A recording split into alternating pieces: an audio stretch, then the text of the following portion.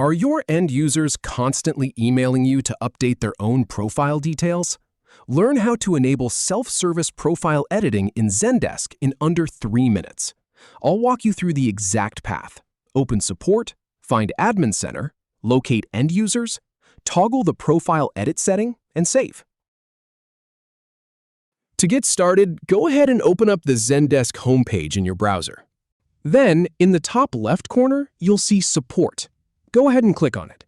Now click on Admin Center.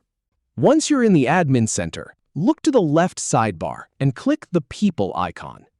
Then, click on End Users. Scroll down on the End Users page until you find the setting labeled Allow Users to View and Edit Their Profile Data.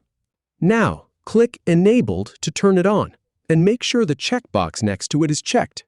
Finally, scroll all the way down to the bottom and click Save Tab to save your changes. That's all there is to it. Thanks for watching. If you have any feedback or if any info is inaccurate, please leave a comment below. We'll do our best to answer or redo the video if needed. Thanks for watching.